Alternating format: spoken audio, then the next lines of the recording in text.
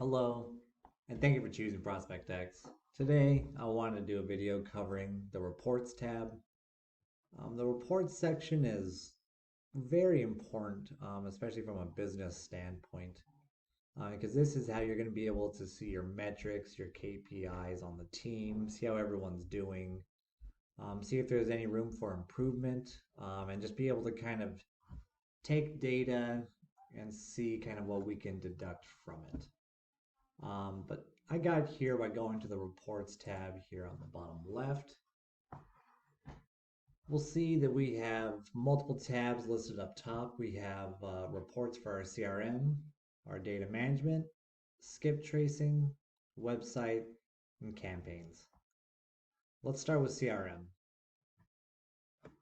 What we're looking at here is our KPIs. So we have how many total leads do we have that actually live within our CRM? 10,257. I got here just by going to CRM, seller leads, just kind of showing you where this information is coming from.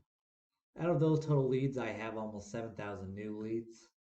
125 of them are interested. I've made 9 offers and 1 offer has been accepted. I could also see this, some chart views. We could always do bar, pie graphs, things like that.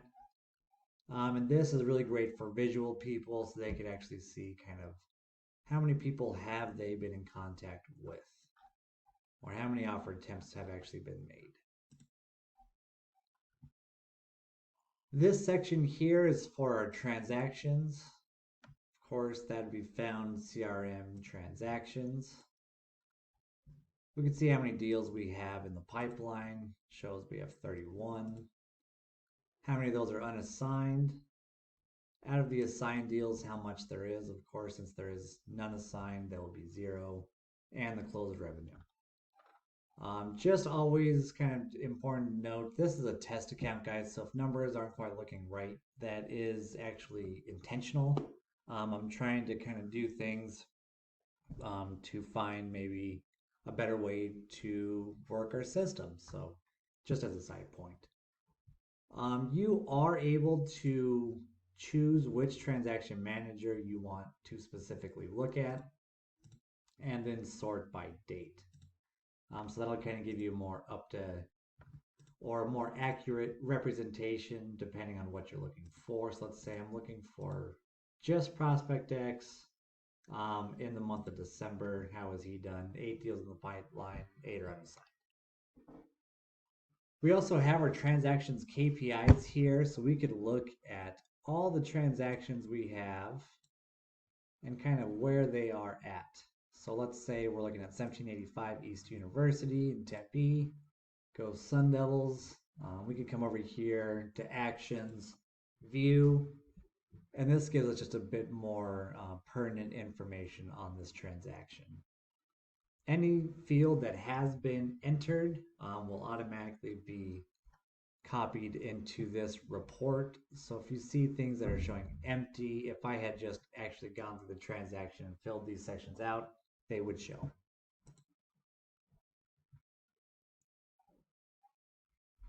Down here is probably going to be the most important KPI table you're going to be looking at.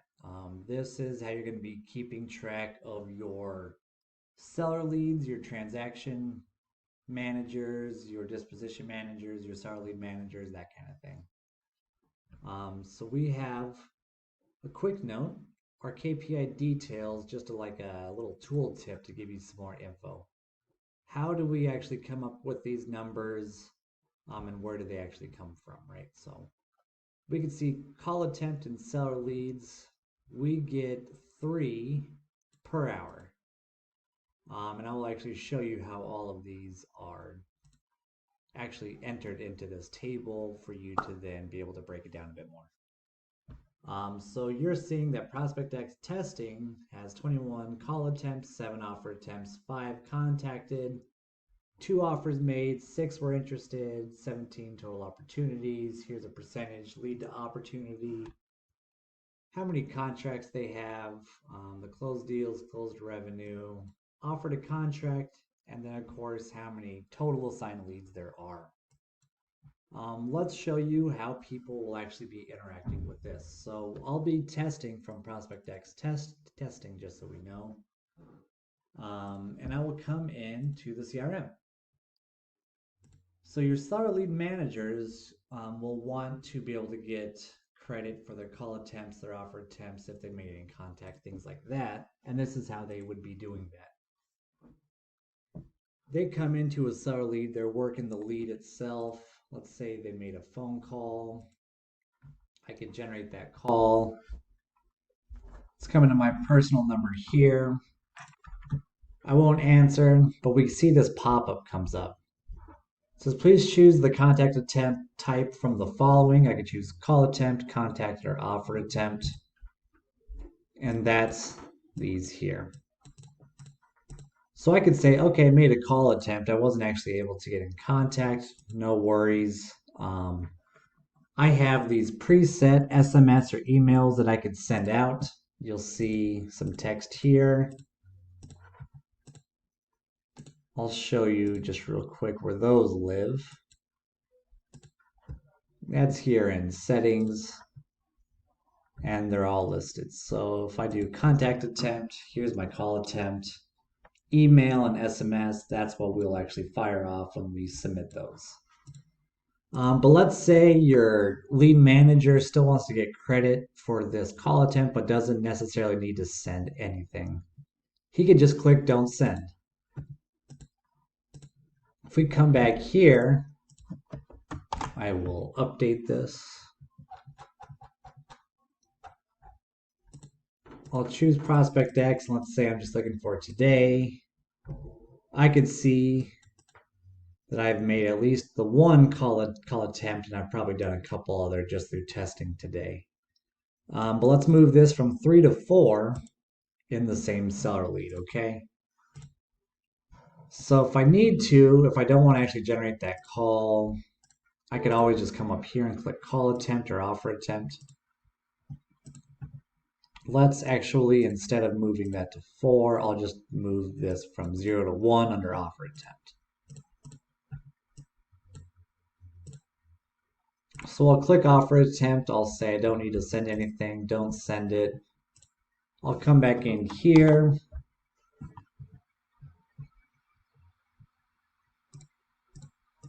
I'll filter by today, and I'll see I've now made one offer attempt. On my KPI details, there are certain ones where we see the per hour 3 activity. What that means is if I'm a lead manager and I'm working a lead, I will get credit for an offer attempt on this particular lead up to 3 times per hour. This is to alleviate people trying to up their metrics and just fake dialing or fake calling leads. We will only give credit to up to 3 per hour.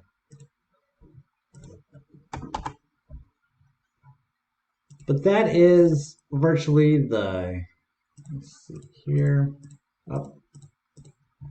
There we go. We got the total of 3. That's the max amount that we can get from this seller lead.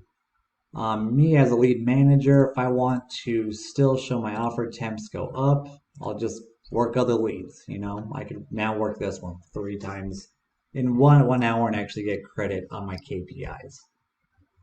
The call attempt, offer attempts, and contacted, those all have those pre-built messages that you send out via your CRM settings. And that is how you would do the CRM side. We have a few more tabs, guys, so let's kind of just continue to move down. Data management section here. This keeps track of all the, this keeps track of all the lists that you have purchased from data. So let's go over to data and just see what that looks like. Let's say I bought a list from Flagstaff, Arizona. I'm looking for a vacant list. I'll add all 459. I'll click, let's call this flag vacant list. And we'll do a vacant tag. If I submit that, I'll see that the import process has started. If I refresh, go to data management, I'll see this new list is being imported. When it's finalized, I could actually go ahead and export that list. Let's say I want to export this Knox vacant list. I could always do that. I would just click here. You can now download it from your export history section. I see that list here. I could download it and see that CSV file. So this will just keep track of anything that you're importing and exporting directly from your data or data management, which is actually just a sub-feature within data. We'll open that on a separate tab and get back to reports.